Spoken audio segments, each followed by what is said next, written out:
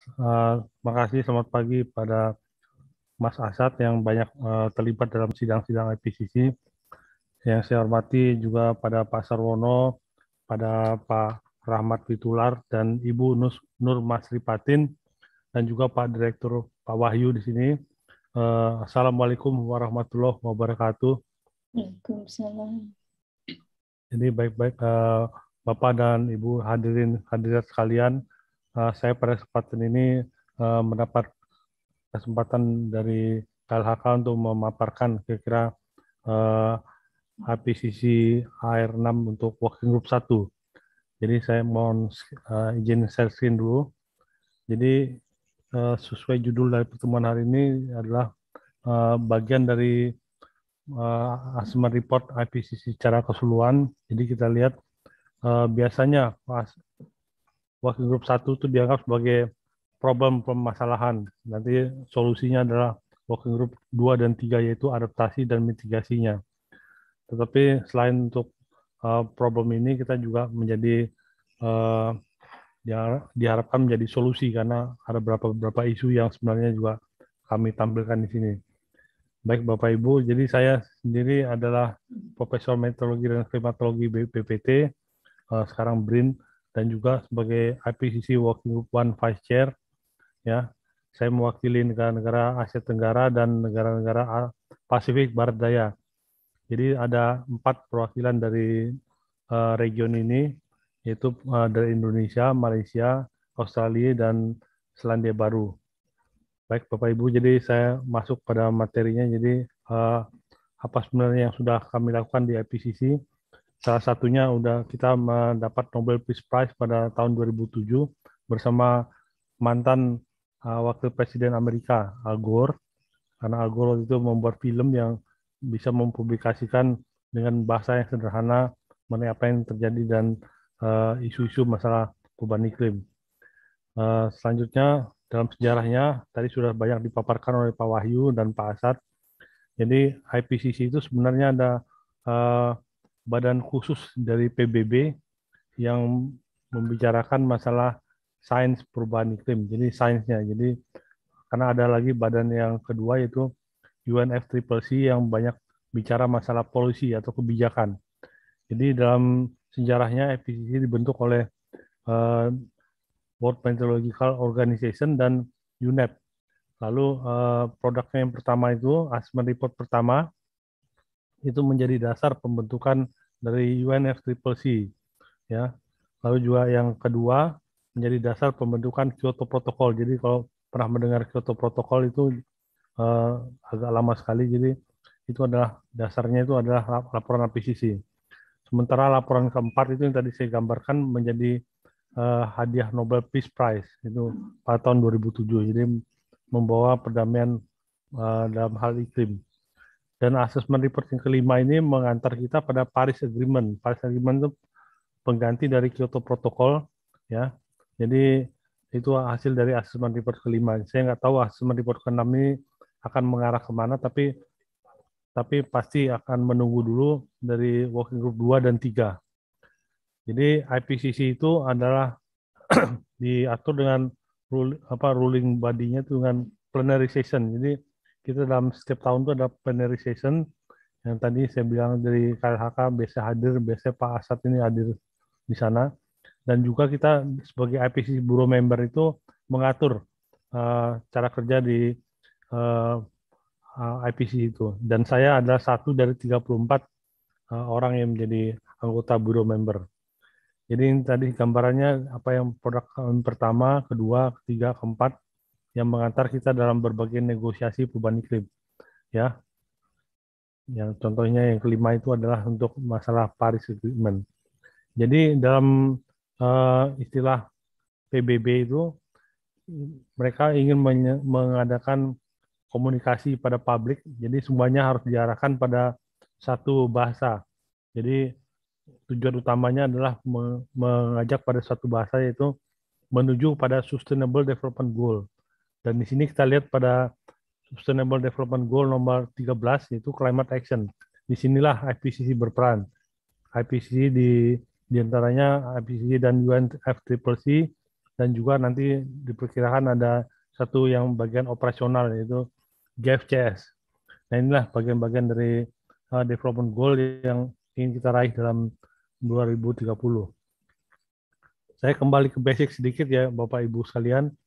Jadi sebenarnya bumi kita ini adalah bumi atau planet air. Jadi planet air itu sebagian besar dari hamparan yang menutupi bumi adalah air. Dan bisa air atau es atau dalamnya air yang dalam bentuk uap air. Jadi kita planet ini adalah planet yang berisi air. Sebenarnya air ini berfungsi sebagai gas rumah kaca yang secara natural. Tanpa gas rumah kaca ini maka bumi ini akan lebih dingin sekitar 33 derajat gitu. Jadi dengan adanya suhu bumi tadi bisa naik dengan adanya gas rumah kaca ini kira-kira sampai kita mempunyai hidup di atas muka bumi rata-rata 15 derajat Celcius positif. Nah, ini yang kita bisa terima sebagai tempat kenyamanan hidup kita. Jadi tanpa gas rumah kaca atau planet bumi yang berisi air ini, kita akan lebih dingin. Jadi minus 18 derajat secara rata-rata di muka bumi. Jadi inilah gas rumah kaca yang sebenarnya menguntungkan kita, memberi kita kehangatan. Nah, tetapi kita menambah lagi gas rumah kaca dengan kegiatan manusia, ada dari energi, dari perubahan tata guna lahan, industri, transport, dan building, sehingga kita menambah lagi energi diantaranya di atas gas rumah kaca yang sudah ada secara natural.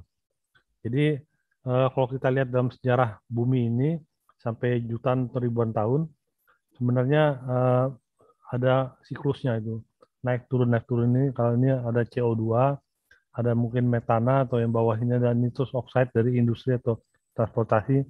Tetapi kalau kita perhatikan dalam setengah abad terakhir ini kita tidak pernah mencapai konsentrasi yang tinggi seperti saat ini.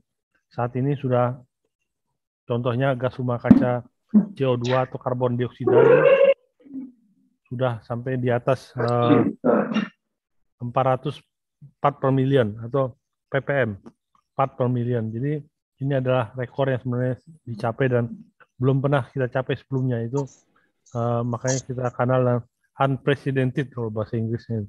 Jadi kita belum pernah mencapai hal ini sebelumnya dalam sejarah muka bumi. Nah, kembali lagi pada IPCC, jadi tadi saya bilang ada 34 orang yang menjadi rule atau penggerak dari IPCC, dikepalai oleh Profesor Ho Sung Lee dari Korea Selatan. Dia adalah bukan ahli klimat, tapi ahli ekonomi. Ahli ekonomi, jadi banyak ekonomi yang berperan dalam hal perubahan iklim. Dan di bawahnya ada wakilnya, yaitu yang dari Amerika, yaitu Koberet, lalu dari Brazil, dan dari Mali, negara kecil di Afrika. Kebetulan saya ada di working group 1, berada dari chair dari Prancis dan Cina. Di sini ada working group 2 dan 3, dan ini biasa working group 4, tapi kita sebut sebagai yang biasa memberikan metodologi dan cara penghitungan dari gas rumah kaca. Inilah adalah member-member dari IPCC yang kami dipilih di Dubrovnik, Kroasia tahun 2015. Kalau nggak salah saya adalah nomor 2 dari Indonesia dalam sejarahnya. Tadi juga disebut pada hari ini ada 3 orang mewakili orang Indonesia yang terlibat di Assessment Report ke-6. Jadi kalau kita lihat di sini saya memberi daftar ini hampir 20 orang lebih orang Indonesia yang terlibat. Ini ada Pak Dwi Susanto yang orang Indonesia yang diaspora di Amerika, lalu ada pertanian dan dari berbagai universitas dari Pulau Sumatera, Kalimantan, Sulawesi, dan Jawa juga. Ini ada dari UGM dan macam-macam nih. Ini minggu lalu saya juga berbicara pada Universitas Tanjung Pura di Pontianak dan saya menunjukkan mereka punya wakil 1 orang yang aktif di working group 2. Ini ada Mbak Intan dari LIPI, kalau kita lihat di sini, dan juga Pak Ishak Iskandar dari Universitas Sriwijaya. Jadi ada beberapa orang dan banyak sekali juga dari KLHK, kalau perhatikan di sini. Dan yang paling terakhir ini Mbak Dian ini penerima beasiswa IPCC. Jadi pada masa cycle ke-6 ini kami juga memberi beasiswa IPCC dengan kebetulan orang Indonesia dan orangnya sudah lulus mendapat S3 dari ITB. Sebenarnya kita bisa lebih banyak terlibat lagi apabila ada dukungan pemerintah. Jadi kalau tadi disebutkan bos saya adalah orang dari Prancis dan orang Cina. Untuk mencapai posisi itu tidak bisa dari ahli kita saja, tapi harus ada dukungan pemerintah. Jadi dukungan pemerintah itu harus sangat kuat sekali, bukan hanya hal pendanaan dan juga, tapi juga dukungan agar bisa memberi support secara apa namanya, ada sekretariat dan segala macam. Ya itu kita masih agak jauh soal itu. Tapi tadi sudah dibicarakan oleh Pak Direktur juga bagaimana proses dari IPCC ini bukan proses yang gampang. Kita dulu menyusun dari landscape dari report ke-6 ini, kira-kira bagaimana chapter 1 dan sampai selesai. Nah ini kami dulu rapat kalau nggak salah di negara Afrika dulu, di negara di Ethiopia, Ethiopia. Jadi kami merapatkan ini dan itu kita melibatkan mayoritas dari penulis-penulis yang belum pernah terlibat di IPCC. Jadi kalau Bapak Ibu tadi mendengar ada Dr. Intan dari LIPI dan juga Profesor Ishak Iskandar dari Unsri, itu sama sekali belum terlibat di IPCC sebelumnya. Jadi memang kita mengupayakan pada cycle ke-6 ini banyak orang yang baru di IPCC untuk memberi fresh idea mengenai apa itu perubahan iklim dan sebagainya. Lalu kita tersusun di sini ada 28 perempuan dan 72 laki-laki, 70%. Kita rencananya akan menambah terus.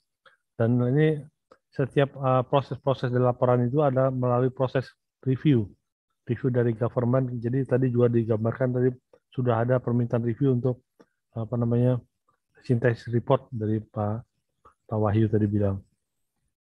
Ini kita bisa terlibat secara individu dan secara government di sana secara terus-menerus. Jadi karena laporan ini didistribusikan, jadi melampaukan laporan bagian dari sebuah orang. Jadi pada dasarnya karena kita melalui pandemi 2 tahun ini, kita sebenarnya banyak acara-acara tahun 2020 dan 2021 ini dilakukan secara online. Jadi mohon maaf sekali dan ini kita harus melalui ini dan mau tidak mau kita harus melalui acara-acara secara online. Contohnya ini melakukan pada tahun 2021 ini bulan Februari kita melakukan pertemuan secara elektronik LAM, Lead Author Meeting, elektronik LAM. Jadi gitu contohnya. Nah ini tetap saja kita tidak menyurutkan kita untuk melakukan report untuk IPCC ini. Jadi tadi sudah digambarkan oleh Pak Wahyu, Pak Direktur, bahwa sebenarnya IPCC ini dari tiap bagiannya akan disediakan summary for policy maker. Jadi inilah sebenarnya yang dirapatkan dalam sidang sampai tanggal 6 kemarin, 2 minggu, dirapatkan secara online. Nah ini juga summary for policy maker ini sebenarnya merupakan bagian dari report secara keseluruhan dan ini sebenarnya merupakan report yang terdiri dari laporan dari working group sebelumnya, working group 5 sampai karena working group 5 itu sekitar 8 tahun yang lalu, tahun 2013. Waktu itu saya juga masih terlibat dan juga 8 tahun lalu dan juga kita juga melibatkan laporan-laporan khusus yang pada periode ke-6 ini. Contohnya ada laporan 1,5 derajat yang dirilis tahun 2018 dan laporan mengenai laut dan es yang dirilis tahun 2019 dan juga laporan mengenai IPCC Special Report masalah climate change dan land atau lahan pada tahun 2019. Jadi ada berbagai bukti-bukti lain yang dapat mendukung dari bukti-bukti ilmiah. Jadi SPM yang kita hasilkan itu sebenarnya terdiri dari 4 bagian yang menggambarkan keseluruhan laporan yang sampai ada yang bilang sampai 4.000 halaman karena banyak gambar yang sama sekali, banyak gambar meskipun kita sudah memisahkan gambar-gambar secara regional di dalam atlas khusus, tetapi masih banyak gambar. Jadi dalam SPM yang disediakan itu ada 4 bagian. Yang pertama adalah apa yang telah terjadi dalam proses perubahan iklim dan iklim tersebut. Yang kedua adalah kemungkinan ke depannya, possible climate future, ke depannya bagaimana. Nanti yang bagian mengenai Indonesia akan digambarkan oleh Pak Ishak dan Mbak Intan. Lalu yang ketiga adalah climate information untuk risk assessment dan regional adaptasi. Jadi ini sebenarnya khusus karena di laporan ini seperempatnya ini membicara masalah regional. Jadi regional dalam masalah risk assessment dan regional adaptasi. Dan yang keempat itu adalah limiting factor untuk climate change. Jadi limiting factor saya bilang yang paling hot yang pertama kali adalah masalah COVID-19 ini. Bagaimana COVID-19 ini hubungan dengan perubahan iklim dan juga masalah-masalah lain seperti contohnya kemarin kan Gunung Etna di Italia meletus dan jadi masalah-masalah letusan gunung berapi itu sebenarnya juga mendinginkan cuaca. Jadi masalah khusus yang membatasi masalah perubahan iklim itu dibahas juga di sini. Ya baiklah. Jadi kata kuncinya perubahan dari yang terjadi sekarang cukup meluas dan lebih cepat dan intensifikasi. Nah, ini ada bab khusus masalah siklus hidrologi dan itu digambarkan semakin cepat dan intensifikasinya tinggi dan juga belum pernah terjadi dalam satuan-satuan waktu yang sebelumnya, unprecedented. Nah, seperti ini gas rumah kaca tadi sudah digambarkan bagaimana cara meningkat dan sekarang ini sudah sekitar 1,18 derajat Celcius dan ini menggambarkan apa akumulasi dari perubahan suhu yang ada terjadi sebelumnya. Jadi ini dibilang katanya pemanasan yang terjadi unprecedented, belum pernah terjadi dalam 2000 tahun. Dan juga bukan hanya itu, juga ini dalam laporan ini kita mengatakan konsentrasi gas rumah kaca itu tertinggi dalam 2000 tahun yang lalu dan juga laju perubahan sea level rise juga tercepat. Jadi dalam 3000 tahun ya ini dibilang sebagai rekor juga. Dan penutupan es di Kutub Utara itu terendah dalam 1000 tahun dan penurunan lapisan es itu belum pernah lajunya dalam sini seperti 2000 tahun yang lalu. Dan di sini kita melihat ada kejadian-kejadian iklim yang sangat sporadis, contohnya extreme heat. Jadi kemarin itu dalam bulan lalu tuh 1,5 bulan itu Kanada itu digambarkan di British Columbia itu suhunya lebih panas dari Middle East, katanya dari Timur Tengah. Lalu juga hujan yang sangat lebat sekali. Pertumbuhan IPCC didahului oleh hujan atau banjir di daratan Eropa, itu di Jerman dan Polandia, dan juga di Cina. Dan juga ada drought atau kekeringan. Ini meluas dalam berbagai wilayah. Yang khususnya dalam laporan assessment report ke-6 ini adalah masalah kebakaran hutan. Ini saya juga berkali-kali mendesak supaya dibuat khusus mengenai laporan ini, dan ini dibuat khusus sekali masalah fire weather. Jadi memang sudah sangat meluas sekali kemana-mana. Dan yang terakhir adalah masalah kelautan. Nanti mungkin Mbak Intan bisa bicara lebih lanjut lagi. Jadi kalau kita tidak ada perubahan dan rapid dan radial reduction jadi menahan laju penambahan gas rumah kaca, jadi membatasi 1,5 derajat itu kira-kira akan bisa terjadi kalau bisa. Jadi kita menggambarkan apa yang terjadi dalam skenario iklim masa depan. IPCC mengeluarkan skenario iklim dari 1,9 watt per meter square hingga 8,5. Tetapi kemarin delegasi pemerintah ingin kata-katanya diperhalus. Jadi kata-kata skenario iklim itu digambarkan sebagai very low, low, intermediate, dan high emisi. Ini skenario yang digambarkan itu. Jadi pakai kata-kata yang dapat dicerna oleh orang banyak. Ini kita digambarkan sebagai pada situasi near term, mid term, dan longer term. Jadi situasi yang perubahan dari 1,5, 2 dan 4 derajat itu. Dan ini katanya sampai 7 watt per meter square. Jadi perubahannya kita lihat ini. Dan ini kita dapat menggambarkan bahwa siklus air, jadi hujan itu bisa lebih meningkat 7% dari setiap tambahan 1 derajat.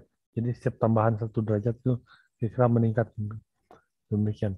Jadi kita lihat bahwa sebenarnya perbuatan manusia itu undisputable, jadi tidak dapat disangsikan, menyebabkan perubahan iklim dan membuat kejadian-kejadian ekstrim termasuk heat wave, kejadian hujan deras, kekeringan, dan yang lebih frekuen lagi.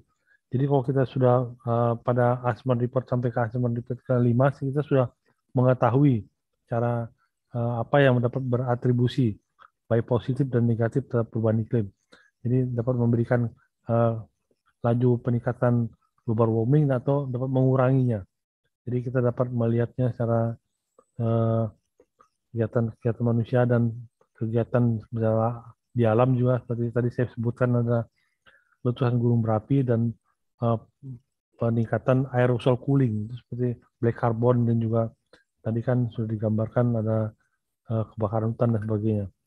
Jadi pollution atau black carbon itu ternyata sebenarnya kalau mungkin digambarkan mungkin di Indonesia itu bisa asap dari kebakaran hutan ya, sebenarnya yang sering terjadi pada kita gitu. Jadi ada asap kebakaran hutan, natural faktor yang tadi gunung meletus, dan juga internal variability. Maksudnya internal variability di sini adalah seperti contohnya kita dalam 2 tahun ini kita mendapat blessing dari Allah, jadi kita mendapat iklim yang sangat basah. Nah itu sebenarnya itu internal variability. Jadi kadang kita basah, kadang kita kering, dan jadi kadang kebakaran hutannya banyak, kadang sedikit, karena dibantu oleh faktor alam dan alam yang membantu kita cara internal variability-nya. Dan ini bisa terjadi juga, dan itu kadang menambah panas dan menambah kekeringan. Jadi apa yang terjadi El Nino, La Nina seperti di lautan Indonesia itu sebenarnya contoh internal variability. Jadi ini digambarkan oleh IPCC, laju pemanasan itu akan lebih more frequent dan intens. Jadi akan lebih lajunya, frekuensinya akan semakin banyak dan intensitasnya akan semakin banyak.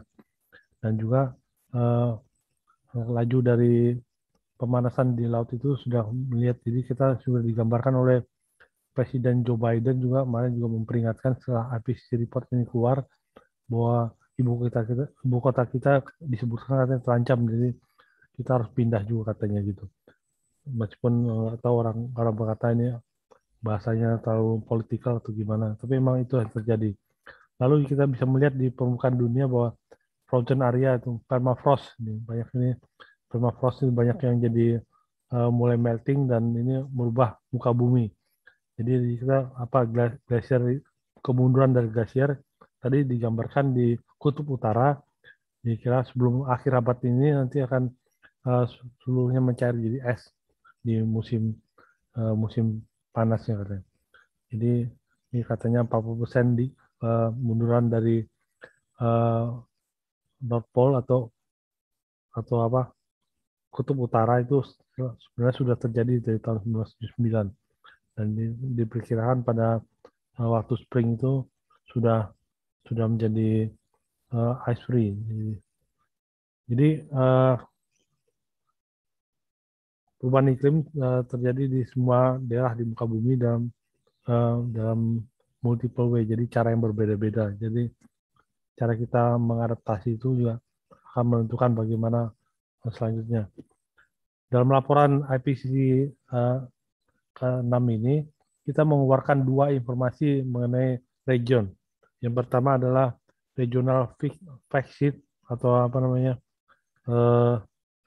data-data mengenai kejadian secara region. Jadi dibahas mengenai khusus masalah Eropa, Amerika, Asia dan sebagainya, Australia. Jadi untuk melihat adaptasi dan sebagainya. Dan kita juga mengeluarkan satu chapter khusus masalah regional atlas. Jadi kita sebut sebagai interaktif atlas. Jadi sebenarnya waktu itu saya mengusulkan pada buruh IPCC bahwa kita sudah di zamannya era IT. Jadi sudah tidak zamannya lagi kita semuanya harus based on paper, jadi based on paper atau PDF dan sebagainya. Nah itulah, jadi usul saya diterima dan akhirnya menjadi kebijakan keluar satu chapter khusus masalah interaktif atlas. Nanti saya akan mendemokan, jadi dan saya menggambarkan di sini mungkin dalam IPCC ini ada istilah baru yaitu climate impact driver. Jadi kita tahu itu perubahan iklim adalah masalah global, tetapi bagaimana kita meresponnya secara adaptasi dan mitigasi itu tergantung dari apa yang mendorong dari masing-masing secara lokal. Jadi Indonesia itu mungkin beda dengan Mongolia atau daerah Kolombia dan Amerika Serikat dan sebagainya. Jadi masalah-masalah yang terjadi di Indonesia mungkin berbeda. Jadi tergantung drivernya apa di daerah tersebut secara lokal. Baik masalah cara iklim, cara kelautan dan sebagainya.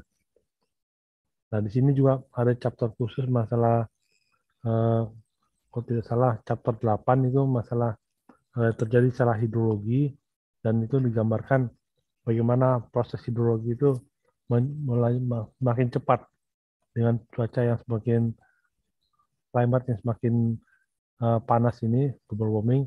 Jadi itu sebenarnya proses-proses hidrologi itu berlangsung semakin cepat dan frekuensinya semakin kuat lagi. Jadi lebih kencang lagi evaporasi dan presipitasi atau hujan yang terjadi. Jadi sebenarnya atmosfer itu masih dapat menahan banyak air yang tadi kan saya bilang adalah aquaplanet. Dan itu karena terjadinya pemanasan terjadi hujan yang lebih deras lalu intensifikasi. Jadi masalah kekeringan dan masalah hujan itu akan terjadi secara lebih banyak lagi prosesnya secara ini.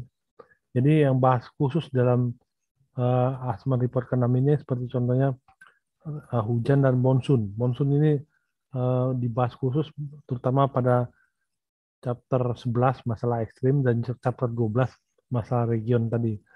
Nah, chapter 12 dibuat khusus sebagai hubungan antara working group 1 dan working group 2. Jadi masalah monsun ini dibahas khusus dan saya ambil contohnya, nanti saya kasih gambaran mengenai apa yang terjadi. Ini adalah contoh yang terjadi pada tadi saya bilang seperti yang disiapkan oleh pemerintah Spanyol.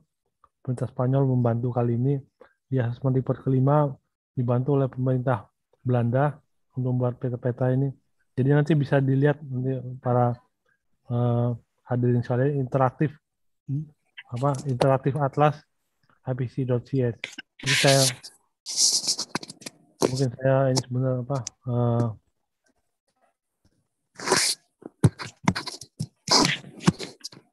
saya pindah sebentar ya, ini ada kalau masalah ini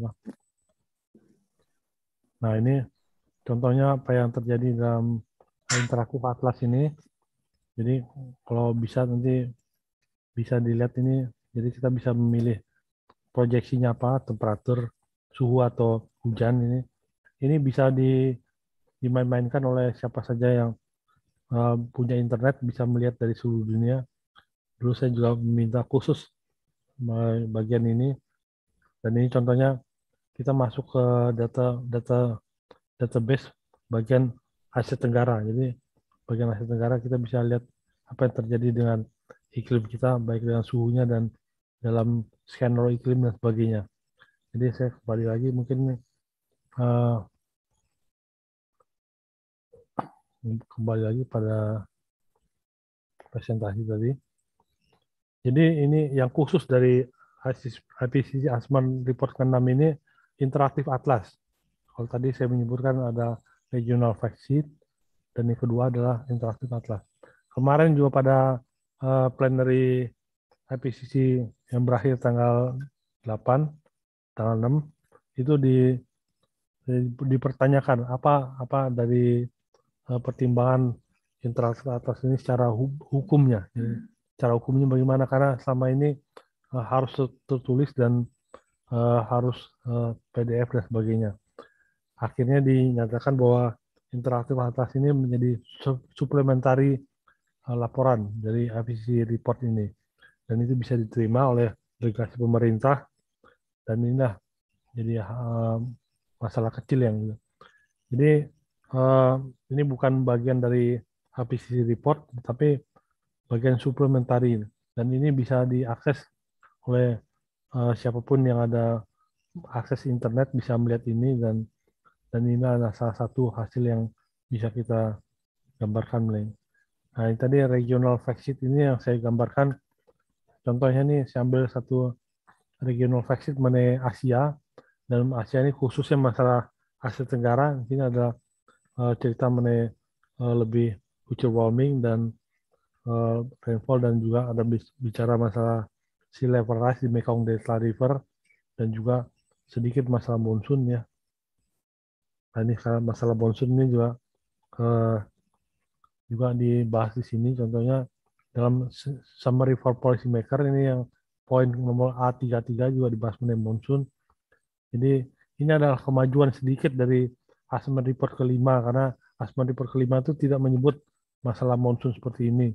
Dan ini padahal kalau menurut saya sangat penting sekali, karena hampir berapa miliar orang tuh tergantung dari monsun ini di Asia, di Amerika Latin, di Afrika dan sebagainya. Jadi itulah. Tapi karena kita suaranya kalah biasanya dengan saintis dari Eropa, jadi dianggap tidak penting ya. Oke, jadi menurut kami itu tidak ada gigi mundur. Kita tidak ada gigi mundur masalah perubahan iklim. Semua kita harus maju, dan majunya kita itu dalam hal adaptasi dan mitigasinya. Jadi dan kemudian dalam perubahan-perubahan itu dapat diperlambat dan juga dapat di stop dengan kita membatasi dari limiting warming yang terjadi ya. Jadi kita batasi dengan greenhouse gas-nya dari CO2, metana dan semuanya gitu. Jadi itu adalah tugas kita masing-masing, dan kita bisa mengurangi gas rumah kaca ini juga sebenarnya memperbaiki dari kualitas udara yang kita hirup sehari-hari. Ini adalah pesan moral ya. Dan di IPCC report ke-6 ini saya akan menjelaskan dikit. Jadi skenario yang kita pakai kali ini adalah peningkatan dari RCP. RCP itu ada untuk assessment report kelima, yaitu Representative Concentration Pathway untuk RCP. Nah, sekarang tuh memakai istilah SSP, Shared Socio-Economic Pathway. Jadi kalau dibilang apakah kompatibel, nah bisa dilihat di sini, ada contohnya ini ada SSP 2,6. Nah, ini kompatibel seperti RCP 2,6. Jadi artinya bumi itu diberi tambahan energi sekitar 2,6 watt per meter square. Dan di RCP laporan kelima itu juga ada yang namanya 8,5, itu apabila kita tidak melakukan mitigasi sama sekali. Jadi RCP 8,5 sama seperti demikian. Jadi kompatibel. Yang barunya ada dua sini. Barunya SFP 1,9. 1,9 itu untuk skenario laju pemanasan maksimal 1,5 derajat. Dan ini juga RCP 7,0. Ini sebenarnya yang dianggap oleh working group 3 ini lebih representatif dibanding 8,5. Karena 8,5 dianggap terlalu sadis dan terlalu besar. Jadi kita mestinya tidak mencapai itu artinya. Paling buruk adalah SSP 7,0. Jadi kita mendapat tambahan pemanasan global dari gas rumah kaca 7,0 watt per meter square-nya seperti itu. Jadi ini ada tabel kira-kira dalam jangka pendek, menengah, dan panjangnya kira-kira panas muka bumi itu kira-kira bertambah sekitar berapa derajat. Di sini kita lihat bahwa yang paling rendah itu 1,9, bahwa semua skenario itu kelihatannya tembus 1,5 derajat. Jadi sini base estimate untuk yang 1,5 derajat itu akan tembus hingga 1,6. Jadi ini sebenarnya permasalahan yang di laporan ke-6 ini. Jadi pakai skenario rendah dan tinggi dan sebagainya. Sebenarnya permasalahan yang timbul itu adalah bagaimana apakah kita tembus 1,5 derajat, dan itu sangat tembus, dan kita sampai skenario paling rendah sekalipun juga. Jadi climate experience itu tergantung dari apa yang kita lakukan sekarang. Itu adalah pertanyaan yang paling utama dalam laporan ke-6 ini. Bagaimana IPCC menanggapi 1,5 derajat. Jadi mungkin saya Sebenarnya di laporan ini dan ini kemarin tidak keluar di dalam summary for policy maker karena ditolak oleh banyak negara. Sebenarnya kita mengatakan bahwa IPCC ini mengatakan bahwa laporan IPCC sebelumnya pada tahun 2018 mengatakan bahwa bumi ini akan mencapai 1,5 derajat paling tidak pada tahun 2052. Sebenarnya kita bisa menggambarkan mungkin akan lebih cepat 10 tahun. Nah, kata-kata ini ditolak kemarin oleh delegasi India dan sebagainya. Jangan terlalu misalnya terlalu kasar kalau bahasa IPCC, terlalu preskriptif, policy preskriptif. Dan itu kata-kata itu ditolak.